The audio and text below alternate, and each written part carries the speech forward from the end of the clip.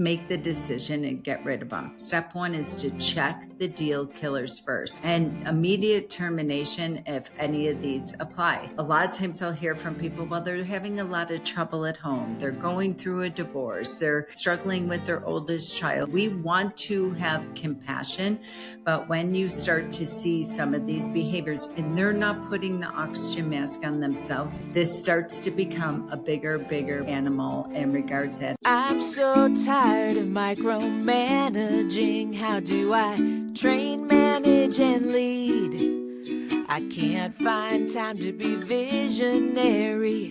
Head down in the weeds. A topic that may be a little triggering for some people about when it comes to time, when to fire and when to retrain when you hired the wrong person from the start. There are two problems. We're going to talk about this today in one session and bring you real solution to the situation. So nobody's really ever talking about this part, but everybody's thinking about it. You may have somebody on your team right now who isn't working. And today, this session is for you. For whatever reason, you know, they always say, trust the almighty gut check. And it's something inside you. We're not going to talk about all the reasons, but think about the people on your team. As my coach always said to me, it's either a hell yes or a hell no. And if it's a maybe, you have to get incredibly curious and resourceful and find out in regards to, is it a maybe because you're coming off of intuition, emotions, and or it's that we really haven't poured into the person properly. The mishire recognition checklist we're going to talk about today, and where you may be fence sitting, or you are incredibly clear that this person is no longer has a seat at your table on your bus, and really getting clear on that, but not sure what to do with it. Maybe you're spending more time fixing their problems than doing your own work. Maybe you're holding on to work and not delegating to them because people will say, I don't trust them, or I don't have the confidence that they can do it. You dread seeing them every day and you know why, or maybe you don't know why, but you do everything you can to avoid communicating with them. You are not seeing improvement after investing time on coaching and training. Maybe they do not embrace coaching. They've chosen not to save their own job. They're incredibly defensive and or coming with consistent reasons and excuses. Or maybe they played the shame and blame game that nobody showed me X, Y, and Z or what have you. They don't show up like you want. They want to be there. And there's somebody else out there who will. So if any of these might be just, it was a mishire. Period. End of story. And when you see some of this in regards to that, you don't have a whole lot to work with. They don't show up like they want to be there. Now, again, we're going to talk about the remedy road for that. And there might be three possible conclusions and exactly what to do next. Once you stop avoiding that question and you get really, really clear, it could be the right person, the right team member, but they're sitting in the wrong role. They're a great person. They're in the wrong seat. We actually interviewed and hired them properly. They're coachable. They pass the gut check and they use every resource available, but their strengths don't match their current role, their current job description. And then we need to shift them into a different seat before we lose them, or even worse, they continue to make mistakes and or we start to deteriorate the relationship. So ask yourself, is there a role in this firm that fits who they actually are? This one can get muddy if your support team member that's in question is wearing multiple hats. They're doing intake, but then also running to the back of the house and doing production, drafting documents, serving as a legal assistant, a paraprofessional, a paralegal, or what have you. So you're judging them from one lens. The big kind of disclaimer I will put on this, if you have somebody who's wearing multiple hats, they're doing paralegal work, but also doing social media or director of operations, which typically the same person cannot be doing. That's not the same unique ability and strengths. So pause and ask yourself I will hear people say to me all the time, I really like them, but And like, well, you just wiped out everything you said before. But what? Get curious about the but that comes after that. Many examples that I see in regards where I have paralegals that are on the phone. They're two completely different skill sets. You can't have somebody managing people if they're really strong in paper, if they're a great technician and what have you, but they hate the phones. They're missing following up with leads or missing what have you. I had a firm share with me last week that they actually started looking at phone logs, and they started looking at the CRM and saying that their intake coordinator absolutely was not following up with leads, to the tune of over 400 leads that were sitting in their CRM that were not being followed up on and what have you. And the person in hindsight was more of a paper person, a legal assistant, a paralegal. There's a whole other issue with integrity and all that there. But you have a great person, but they're sitting in the wrong role. Is there maybe a newly created position? They're phenomenal with the graphics, with the social media, but they're doing horrible with the drafting, or they're doing horrible with the attention to detail on contracts or discovery or whatever it might be. Let's make this. And so often people say, well, it's not really a full-time job. There is always a full-time job. And this is a path to scaling into growth and reaching your dreams, especially if they have a strong suit there. Don't get too worried about the overhead and moving them into a position. Is there enough work? What have you? When you have concentration and one singular focus, they could do that. Number two, training required. They're the right person, right role, but they need more. They understand the goal, but not the process, possibly. They respond to coaching and are investing in their own growth. You have a diamond in the rough, but you're spending more time polishing it. And this is not avoidance, this is a decision. So, really getting incredibly clear. The biggest thing that stands out for me in this category of training required is if you have delegated training and you are not involved in it and you do not have a training checklist. So often a senior paralegal or office manager or somebody will come and say they're not getting it, they're not ready yet to step into full. If you do not have a proven roadmap that you can anchor back into where you are clear, we talked about this in the onboarding series, so go back and watch that if you were not live with us in that regard.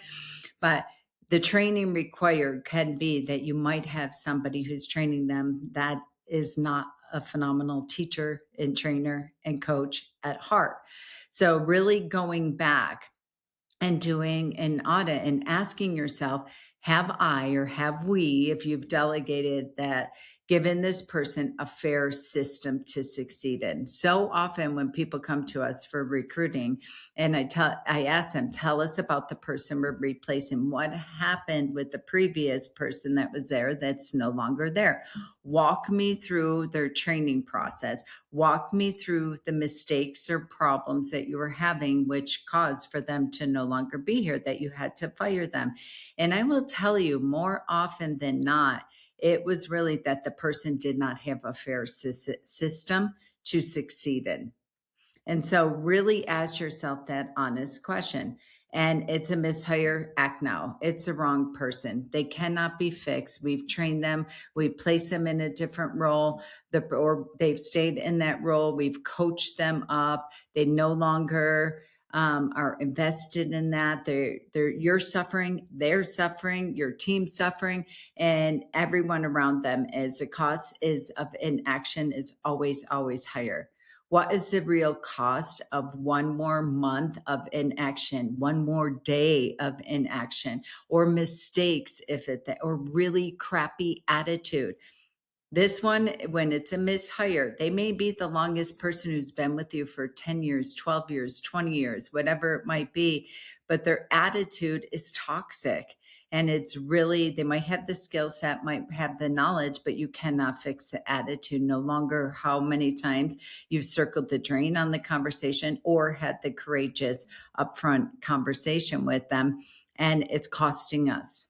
So getting honest with that. Sometimes a mishire isn't your most recent hire. It was your very first hire. And as we've grown, as we've scaled, as we've added people on the bus, they're no longer a good fit for the firm. And when I say act now, when you can answer that question and say, I know they're not the right person, just make the decision and get rid of them. Even if it's a hire that you hired 2 weeks ago, and you're saying there's just something there that they're not coachable, they're making sidebar conversations with people, get rid of it immediately. Don't go into, well, then we're going to have to hire them. Don't go into that place just yet. The mishire is not the end of the conversation. It's the beginning for the next one. And really, when you lead into the smart fire decision framework, step one is to check the deal killers first and immediate termination if any of these apply. They stole from you, a client, or another employee. Maybe you're looking at the American Express and there's a questionable charge that says, oh, I thought I put that on my personal account. I'm seeing this more and more. I just had this conversation with my team for our overseas staffing. I'm like, I'm starting to see where I was at a conference last week and couldn't believe how many people had told us that employees that they were hiring, even US based, had asked them to borrow money when they were in 90 days or 6 months of employment. I had a member on my team way back when I had a partner in a company, and we found out that the salesperson was paying their cable bill and double paying for things on their company credit card. And I couldn't get my partner to fire the person because they were a phenomenal salesperson. No, this is deal killers, non-negotiable. Maybe behavior that could create a lawsuit or an employment claim in regards to that, where you're seeing things or hearing things at the proverbial water cooler or the meeting after the meeting. Do not sweep it under the rug. It always is so much worse if we bury our heads in the sand. They're violating client confidentiality rules. Now, sometimes in the beginning, there's an honest mistake in that regard. But if it happens again, then this is immediate needs for termination. Drastic character change, suggesting substance abuse, or a lot of times I'll hear from people, well, they're having a lot of trouble at home. They're going through a divorce. They're struggling with their oldest child and what have you. We want to have compassion, but when you start to see some of these behaviors and they're not putting the oxygen mask on themselves and showing you the math of what they're doing to take care of this and to invest in rectifying this or what have you, this starts to become a bigger animal in regards to that, especially when it comes to employment law.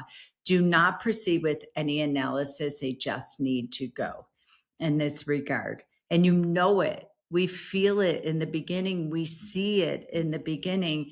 And we're like, well, they've only been here for X long time. How people do one thing is how they do everything. And when you start to see that in week 1, week 12, week 14, week 62, it doesn't matter.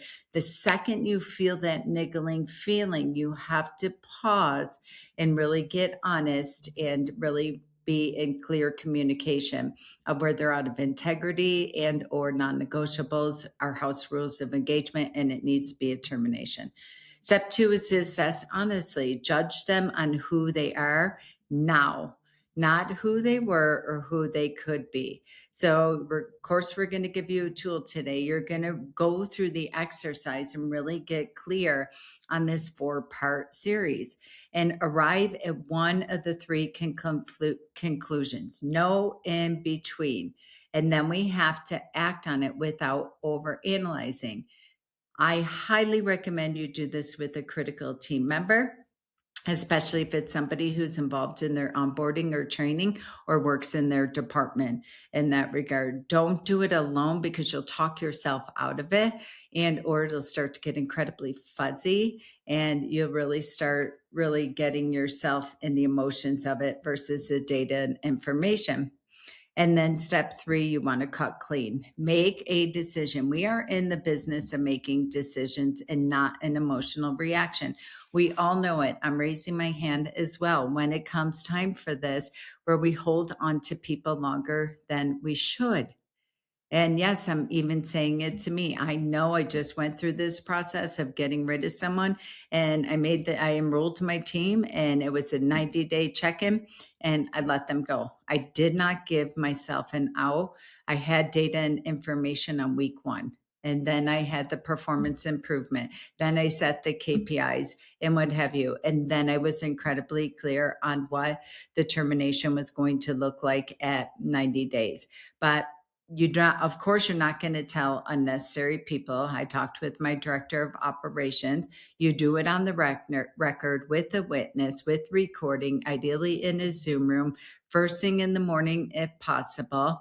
And then you are making certain that you have all your I's dotted, your T's crossed, things of that nature. I can't tell you how many people I get phone calls from, and they'll say attorneys, law firm leaders that say we terminate so and so, but we never shut off access. We never talked about final paycheck. They still have our computers. They still what have you. I'm like, okay, you have to do your due diligence. You have to have everything ready in regards to that. And I highly recommend deploying an employment lawyer. I do not work with any of my terminations without my employment lawyer, and it's the best money that I spent. It is a short summary. It is not about performance. It's just clean, clear, and concise. And by and large, should be no surprise to them. And they're incredibly thankful for them because you're giving them a gift to step up and lead and really go into where they're supposed to be.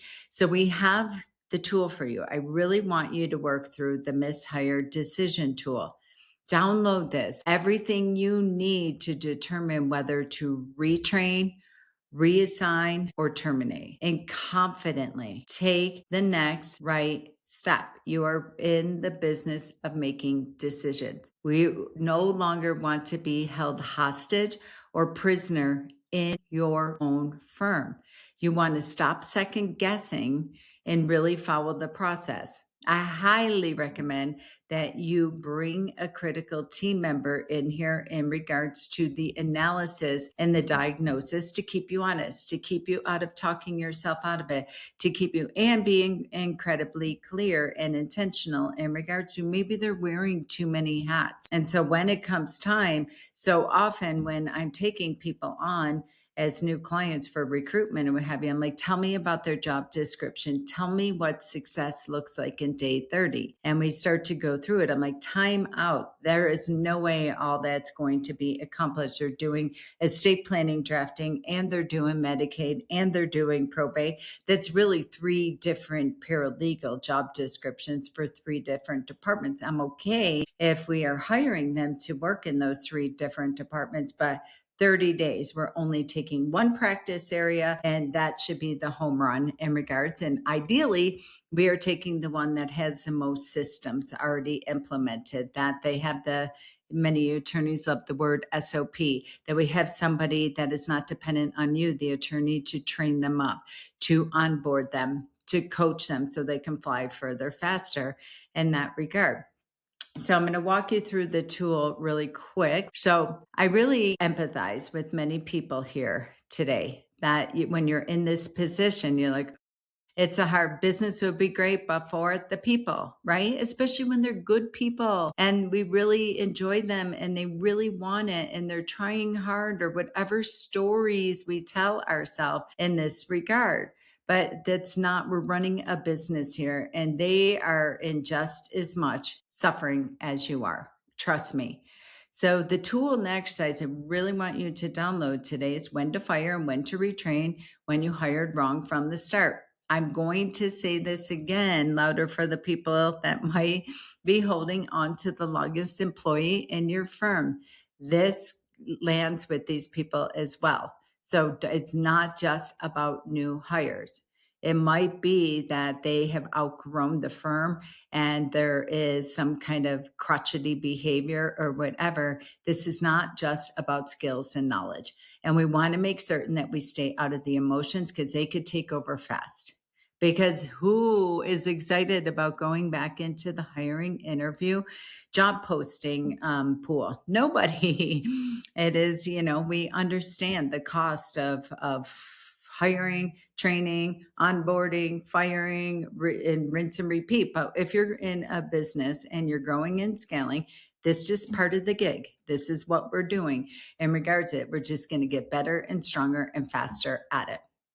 So again, here are the 5 tipping points that you're going to be going through, what your checklist tells you, if it's a training problem or wrong role. And I'm going to highlight this again, or wearing too many hats in the beginning, especially if they're still in the onboarding phase. And when we have a mishire and where we need to take immediate action. And then remedy road. And I'm going to say, in regards to a training problem or wrong role, do not rely on the data and the information from the trainer or whoever is onboarding this person unless they can show you a very clear onboarding roadmap. Again, we've given that to you in past LinkedIn Live, so please go back and look at that. We've talked about that. We've trained on that in regards to onboarding almost ad nauseum. Past podcasts, what have you. So don't just rely on the person that is training this person. So really remedy road, the 3 possible conclusion: right team, wrong role; great person, wrong seat. They meet all of our core values. They absolutely get it, want it, have the capacity for it. They lead and communicate and propose solutions versus problems. They're deeply curious. They ask the right questions. They're resourceful. They're coming to us with resources and showing the math of what they did. And they're asking questions like a 5-year-old because they're deeply invested in understanding the why. They want to know the beginning, the middle, the end, and the why, but they might be in the wrong seat. Maybe we didn't run the DISC or the Colby or real talent hiring assessments, my top 3 that we use every day. In regards, they do not have the DNA to be a paralegal or a legal assistant, because sometimes we hire from, I love their energy. They're so infectious. They're so enthusiastic, what have you. Chances are they're a marketer or a salesperson at heart. Chances are that they're more of a quick start. They're going to die on the vine if you have them drafting documents, but they'd be phenomenal in intake. They'd be phenomenal as a business development manager. They'd be phenomenal with people, not paper. So getting clear on that, and the training required, right person, right role, they need more. This is a very, very common one that I see. We think we have the most amazing SOPs. We think we have the most fantastic training modules, but they might not be speaking into the listening of this person. They might be outdated. They might be in a Word document sitting on a C drive, but they don't have the teach, show, do, go, grow method. They might not be getting it because of the trainer. So a way to really demonstrate and to check if they need more training required is for always to do a debrief at the end. So if you are training them on how to manage the leads and intake or what have you, you believe you have the best system in the world. You believe that we have the workflows, the CRM, what have you, but you're either know firsthand because you're training this person, and or you're hearing from a team member that they're not getting it, that they need more training.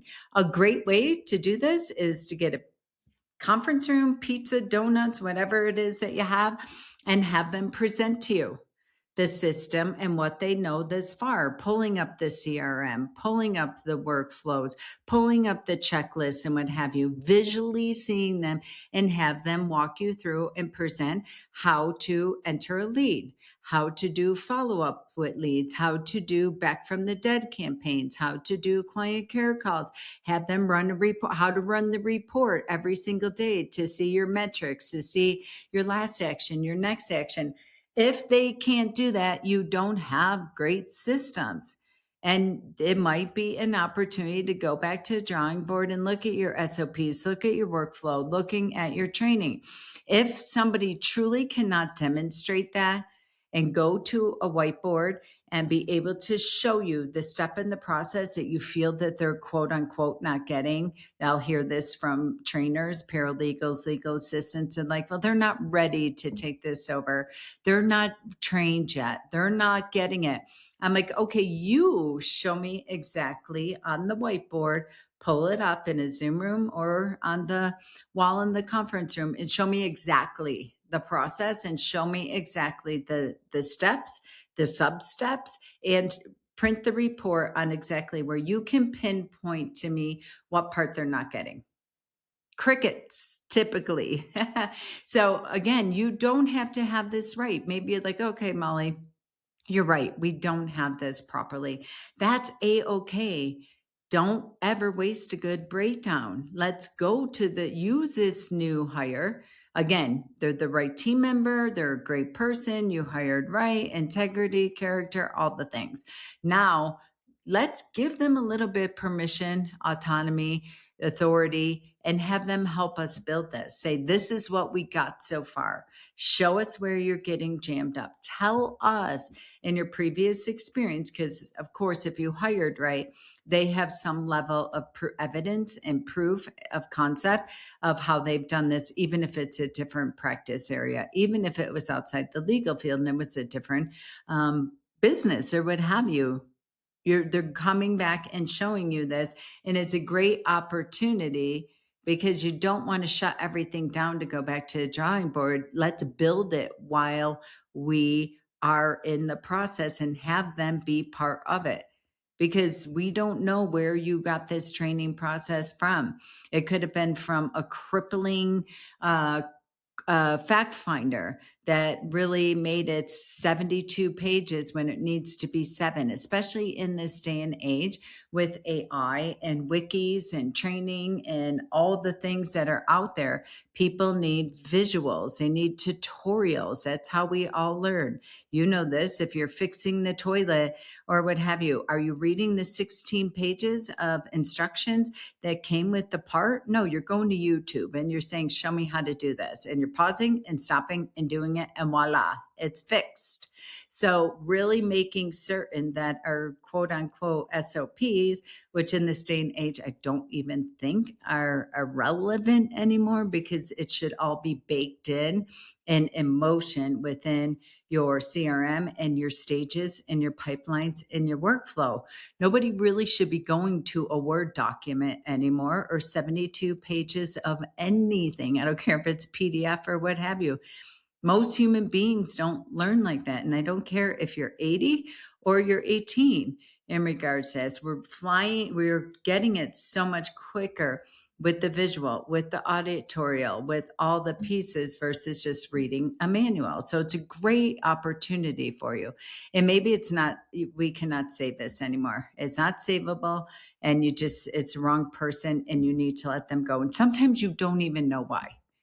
Sometimes they just rub you the wrong way.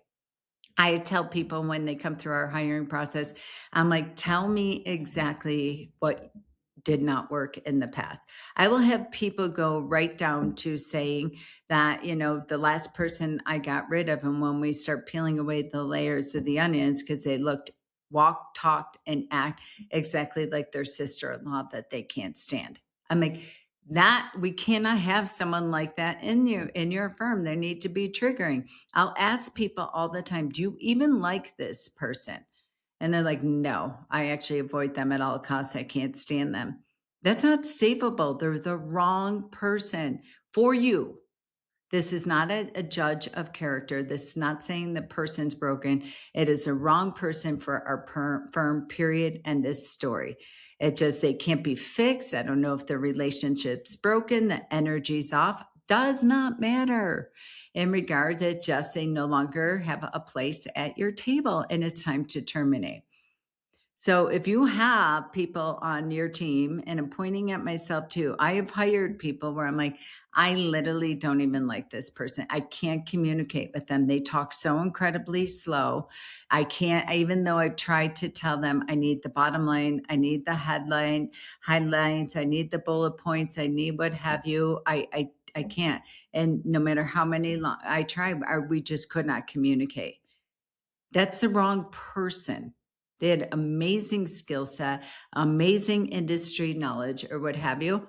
I just never wanted to talk to them. And it doesn't work when they're in my marketing and sales department. And that's where my greatest 80% is in the business as the entrepreneur. So getting clear on that, and you have to be clear. No, kind of, sorta. Which one is it, guys? And that's where you're putting your time and attention. And I know it burns. I know it hurts. And it might be we just need to let go of someone. But you all know when you've left a job because you had a crappy boss or you've been in a firm, and you know when you've had past hires and maybe did you a favor and quit or left or what have you, what you've been tolerating. Money is energy. Everything is energy.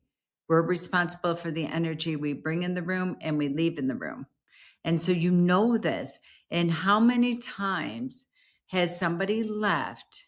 And maybe you were so unconscious to it, where you were like, oh God, this is going to hurt. This is going to sting. And then they leave and things are so much better after. So much better after, for you, for me, for us, for the clients, for the team, for them, when they have a nice, or maybe they were a rock star and you're like, this is going to really, really hurt. And they leave for whatever reason. And all this other new energy and opportunity open. We know this. On the other side, it's no different when we have a really crappy client that we fire or they fire us or what have you, and just the sigh of relief. And then guess what comes rolling in? 3 better clients in that regard. So you have to get really good and put in the reps and understand this to get rid of the wrong people. It's not a personal attack. This is nothing in that. It's just not a good fit, period. End of story. And sometimes you don't have, evidence and proof and reasons. You don't need them. Sometimes it's just not a good fit, a communication style, energy, whatever it might be. And resentment will begin to build if you are paying people that you can't stand. Resentment will begin to build if you're paying people that you avoid. This goes for legal vendors too.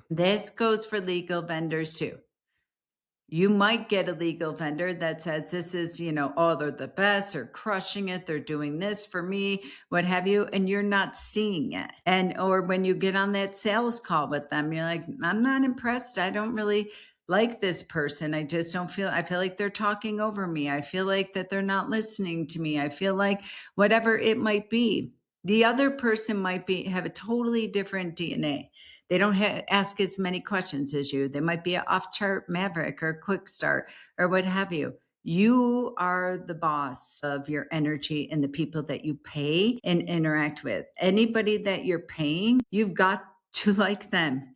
You've got to be inspired by them. You have to respect them. And they absolutely should be making your life easier and vice versa. You should be making their life easier. So sometimes you're like, I'm the boss and I can't make their life easier for them. I see they're in pain, but this is who I am. This is how I operate. And what's the same? If you're for everybody, you're for no one. So really getting clear on that.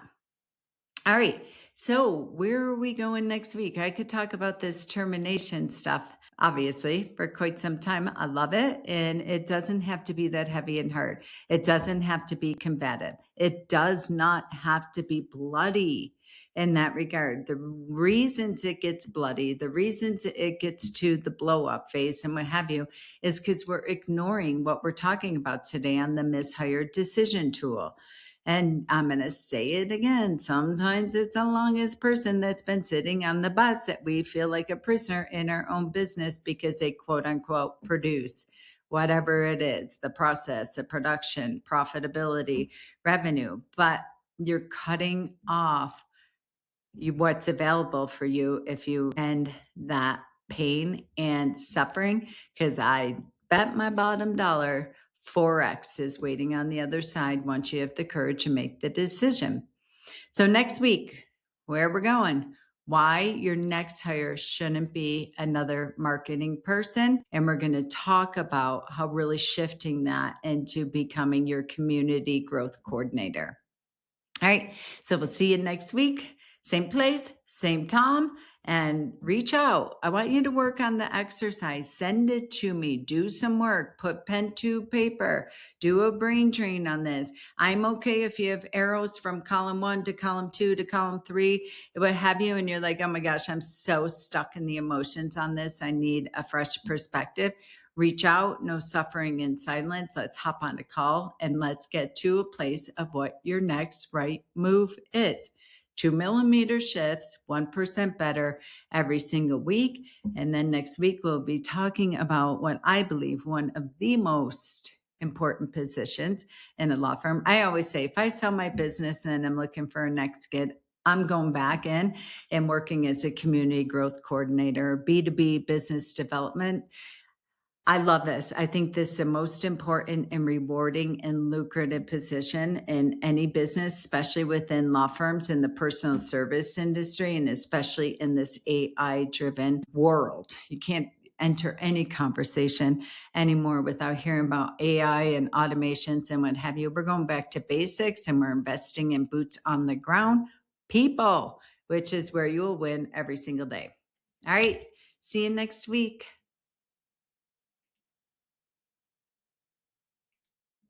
I'm so tired of micromanaging. How do I train, manage, and lead? I can't find time to be visionary, head down in the weeds. I'm so tired of micromanaging. How do I train, manage, and lead? I can't find time to be visionary, head down in the